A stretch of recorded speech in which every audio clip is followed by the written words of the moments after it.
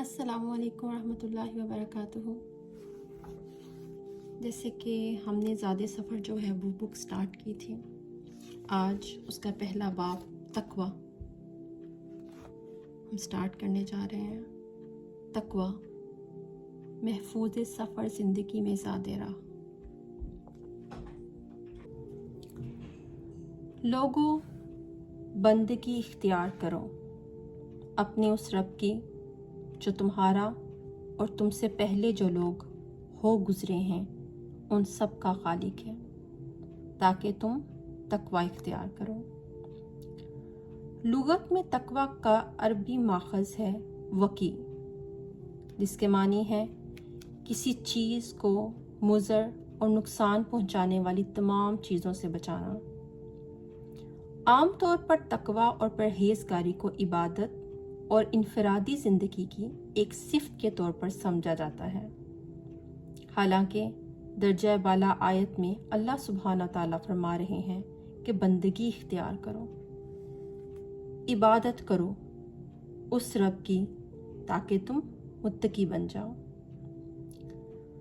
یعنی ہماری عبادات بذات خود تقوی نہیں ہے، بلکہ دل میں تقوی پیدا کرنے کا ذریعہ ہے۔ تقوی تو دراصل زندگی کے ہر چھوٹے بڑے فیصلے اور ہر عمل پر محیط ہے۔ تقوی دل میں ہے۔ ایک طویل حدیث میں نبی کریم صلی اللہ علیہ وسلم نے ایک مسلمان پر دوسرے مسلمان کے حقوق گنوائے ہیں۔ آپ صلی اللہ علیہ وسلم نے اپنے سینہ مبارک کی طرف اشارہ کر کے فرمایا کہ تقوی دراصل یہاں ہے۔ اسی طرح سورہ حجرات میں ان لوگوں کے بارے میں جو نبی کریم صلی اللہ علیہ وسلم کے سامنے اپنی آواز پست رکھتے ہیں فرمایا، در حقیقت وہی لوگ ہیں جن کے دلوں کو اللہ نے تقوی کے لیے جانچ لیا ہے۔ سورہ حجرات۔ تقوی کی بنیاد دل ہے۔ تقوی کا جامع تصور یہ ہے کہ دل کی ایسی کیفیت کہ اللہ کی موجودگی کا ہر وقت احساس ہو، اس کی ناراضگی سے بچنے کی ہر کوشش، ہر لمحے دھیان رہنا، اگر غلطی سرزد ہو جائے تو بار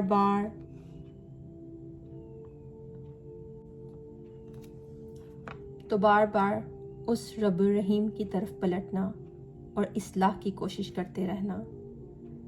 دل کی اس کیفیت کا اظہار مختلف پہلوؤں سے ہوتا ہے۔ اللہ تعالیٰ فرماتے ہیں، نیکی تو دراصل یہ ہے کہ آدمی اللہ کی ناراضگی سے بچے۔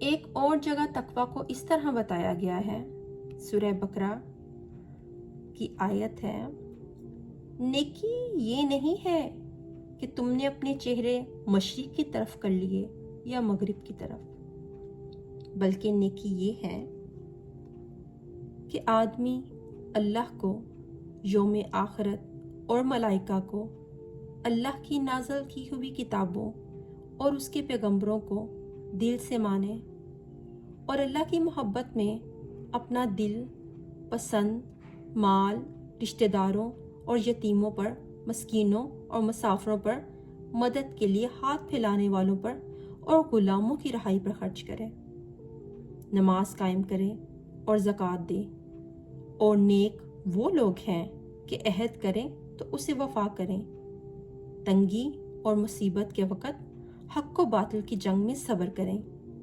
یہ ہیں راست باز لوگ اور یہی متقی ہیں۔ سبحان اللہ۔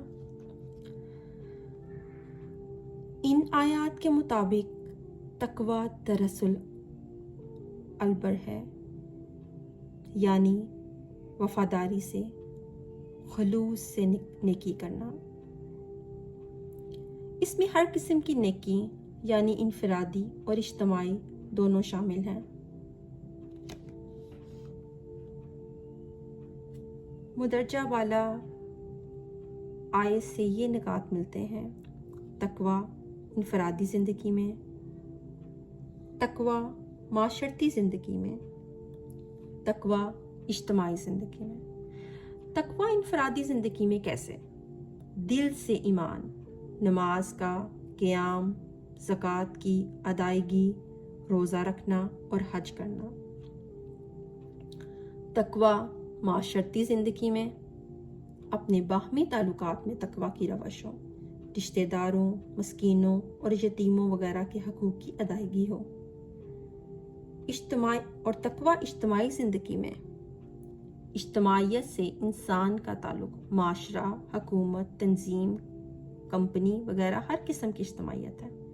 तकवा की रविश, अहद करें तो उसे वफा करें और साबित कदमी से सब्र से निभाएं।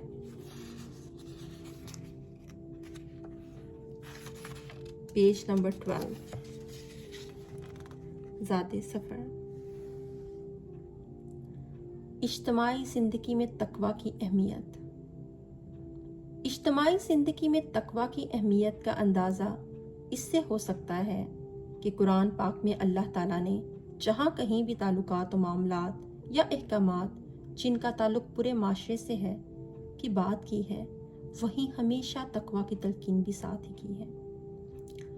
सूरह निसा में इंसानों के बाहमी ताल्लुकात, हकूक़ और खुसूसियात के साथ ख़ानदानी निज़ाम की बेहतरी के लिए ज़रूरी कवानीन हैं। इस सूरत का आगाज़ ही अल्लाह ताला इस तरह करते हैं, लोगों अपने रब से डरो जिसने तुमको एक जान से पैदा किया। उस खुदा से डरो जिसका वास्ता देकर तुम एक दूसरे से अपने हक मांगते हो, और रिश्तेदारी और कराबत के ताल्लुकात बिगाड़ने से परहेज़ करो।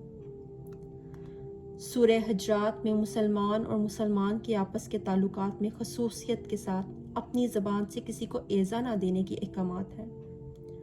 आपस में सुलह करा देने के अहकाम हैं और साथ ही नबी सल्लल्लाहु अलैहि वसल्लम से ताल्लुक़ के बारे में अहकामात हैं। यहाँ भी अल्लाह ताला बार बार तकवा की तलकीन फरमाते हैं कि वत्तकुल्लाह, यही वो लोग हैं जिनको अल्लाह ने तकवा के लिए जांच लिया। सूरह बकरा में तमाम इज्तमाई अहकामात के साथ तकवा की तलकीन तकरार से की गई है। बाद में सूरत के जो रेफरेंस दिए गए हैं सूरह बकरा की आयात के आयत क़िसास, वरासत के इब्तिदाई अहकाम, माह हराम में क़िसास, हैज़ के अहकाम, औरतों के हकूक़, तलाक़ के अहकाम और सूद के अहकाम। इसी तरह सूरह तौबा में जहाद और कताल के अहकाम देते हुए इसकी तकरार है। अल्लाह अकबर। तो हमें कुरान पढ़ना कितना ज़रूरी है ताकि हम इन सब अहकामात को जान सकें। इंसान से ताल्लुकात में तकवा। सुभान अल्लाह। हज़रत आयशा रज़ी अल्लाह अन्हा से रवायत है कि अल्लाह ताला के सामने अमाल 3 रजिस्टरों की शक्ल में पेश होंगे। एक अमाल का रजिस्टर वो होगा जिसको अल्लाह ताला हरगिज़ माफ़ नहीं करेगा। एक अमाल का रजिस्टर वो होगा जिसकी उसे कोई परवाह नहीं होगी, और एक अमाल का रजिस्टर वो होगा जिसका हिसाब लिए बगैर नहीं छोड़ेगा। पहला रजिस्टर शिर्क का होगा, शिर्क को माफ़ नहीं किया जाएगा। दूसरे रजिस्टर में वो चीज़ें हैं जिनका ताल्लुक़ उसकी अपनी ज़ात यानी अल्लाह से है, मसलन नमाज, रोज़े में कोताही वगैरह। ये वो अमाल हैं जिनकी अल्लाह को कोई परवाह ना होगी। ये भी आदमी की भलाई के लिए हैं, अगर वो चाहे तो इनको माफ़ कर दे और चाहे तो मुआवजा करे। लेकिन जो तीसरा रजिस्टर है ये उन मामलात का है जो इंसानों के दरमियान है, और यही दरअसल इज्तमाई मामलात है। यही वो रजिस्टर है जिसका हिसाब लिए बगैर अल्लाह नहीं छोड़ेगा। अल्लाह अकबर। एक और हदीस में आता है, हजूर सल्लल्लाहु अलैहि वसल्लम के सामने 2 औरतों का जिक्र किया गया और कहा गया कि एक औरत तो बहुत नमाज़ें पढ़ती है, صدقہ دیتی ہے، روزے رکھتی ہے، لیکن اس کے پڑوسی اس کی بدزبانی سے تنگ ہیں، اس کا کیا انجام ہوگا؟ آپ صلی اللہ علیہ وسلم نے فرمایا جہنم میں ڈالی جائے گی۔ ایک دوسری عورت کا ذکر ہوا جو فرض نمازیں پڑھ لیتی ہے، کچھ پنیر کے ٹکڑے صدقہ کر دیتی ہے، رمضان کے روزے رکھ لیتی ہے اور اس سے بڑھ کر کوئی خاص عبادت نہیں کرتی، لیکن یہ کہ پڑوسی اس کی خوش کلامی اور شیریں بیانی سے خوش ہیں۔ آپ صلی اللہ علیہ وسلم نے فرمایا یہ جنت میں جائے گی۔ سبحان اللہ۔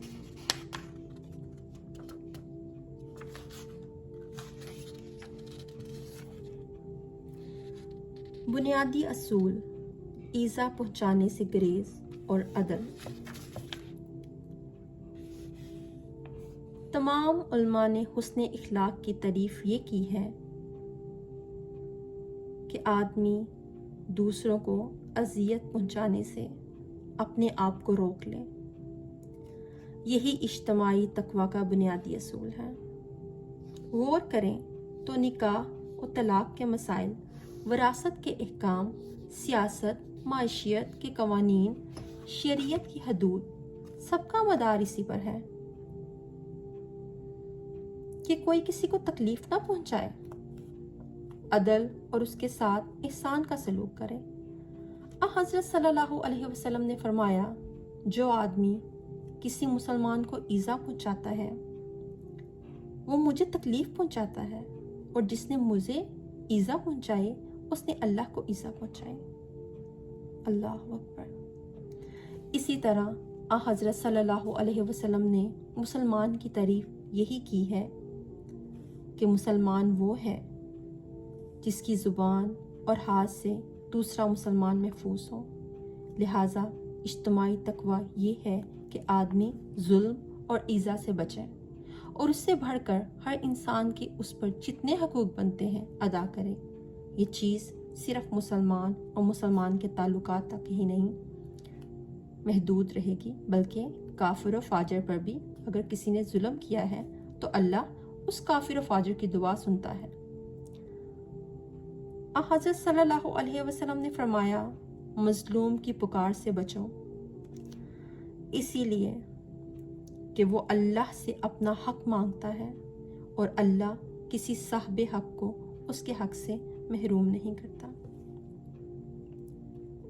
ایک اور جگہ فرمایا یعنی اگر مظلوم خود گناہگار ہو تب بھی اس کی دعا سنی جاتی ہے، اور اسی طرح ایک اور جگہ اگر وہ کافر ہو تب بھی اس کی فریاد عرش تک پہنچتی ہے۔ اسی بنیادی اصول کے تحت انسان اور انسان کے تعلقات میں جان کا تحفظ، مال کی حرمت اور عزت و آبرو کا تحفظ شامل ہے۔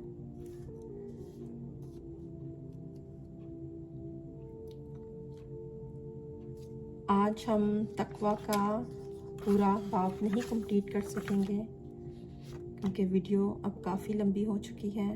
میں چاہتی ہوں کہ آپ اس کو مکمل سنیں، تو انشاءاللہ نیکسٹ ایپیسوڈ میں میں تقوی کا باب فنش کروں گی۔ اوکے، السلام علیکم ورحمۃ اللہ وبرکاتہ۔